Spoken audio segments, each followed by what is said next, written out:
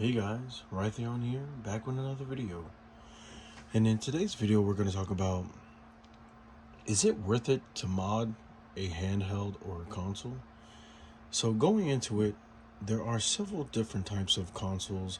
And what I'm talking about is taking a console or a handheld and adding to it. Whether it be a new way to charge the device, whether it be modding it to where you could put games on it, different various things. And to me, it's always worth it to add some type of value to your said console or your handheld or whatever. I treat it the same like doing modifications to a car, because the more modifications you do, depending on what you do to your car, you can make it faster, you can make it handle a lot better off road or on road. You can change the interior and stuff for it. So I have a couple of examples here. It's just two PSPs and then maybe a Game Boy SP.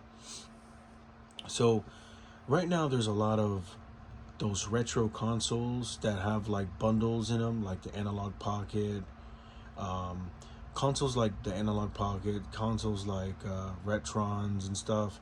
Different consoles that serve a different purpose. They might even play the same cartridges, or they might have games preloaded on them to make it more convenient. I honestly think, coming from like a collector aspect of it, I honestly think it's a little bit better or a lot better just to be able to mod the console and make it suitable for your needs. So what I mean by that is, obviously you have, right now I have a Game Boy SP right here. This is a 101. It's got a brighter screen and everything. But if I was, you can also get a Analog Pocket, and you can get the attachment, or maybe it already comes with attachment already to play Game Boy Advance, Game Boy Advance, Game Boy Color, and just Game Boy games on it. These fetch around, I want to say, about 120 to maybe 150, 160, depending on the condition. So these are kind of pricey, these Game Boy SPs, and they're not modernized. So you don't have the luxury of USB-C and stuff, but you can add it. So this is what I mean. Like, if I was to take this SP and put a USB-C port on it, it would modernize it to the point where it could be usable and practical in everyday's use. A lot of people don't really think like that. They think like it's a lot more convenient just getting a console or a handheld that already meets those standards by default.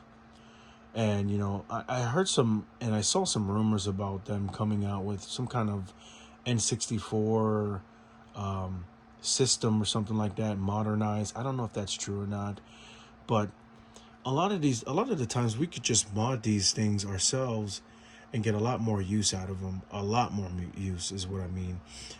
I did have a modded USB-C Game Boy Advance SP that I had, I think it was last year, and I sold it to a friend so he could use it and do what he wanted with it. But having that console in hand, or that handheld, it was awesome because, I have a lot of things that have USB-C, so it made charging it a lot easier. I didn't have to go out and hunt to get, like, a specific charger for a specific device. Both the PSP, this PSP has a different proprietary barrel connector for the power. The PSP Go has its own proprietary charger, and so does the Game Boy Advance SP, as well as the Vita. They all have different ways of charging it. But adding value to some of these consoles and stuff makes things a lot more easier. So, is it worth it? I 100% yes think it is. I don't really think it's necessary to have to spend $200 to $300 for a device that is modernized, number one, but it's not original hardware. I don't have anything against people not using original hardware. I'm just saying that it's a lot easier if you know the how-tos, or if you know somebody that can solder, to make a lot of these devices modernized, is what I'm saying. So same goes for the SP. The PSP Go, I don't know there's any different things that you can do to change the port for that one. I've seen some USB-C mods for the PSPs, and obviously for the Vita, I've seen some USB-C mods for that ones too.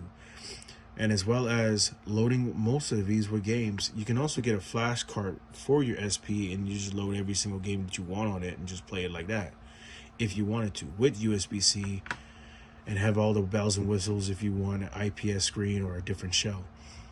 There's different shells for the PSP Go, and there's different shells for the PSP 3000. So, you know, you can customize it to the point where you can have it made specifically to you.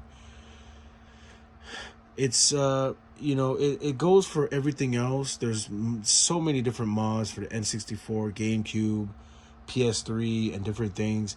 And I always think it's always worth it modding those, because those are the original devices that we actually played when we were younger. But yeah, tell me, let me know what you guys think down in the comment section below. I would love to hear your guys' thoughts on them, and what you guys think of, you know, modernized consoles versus like OEM hardware, and is it worth it? I think it is. Let me know what you guys think. Take care, guys. Peace.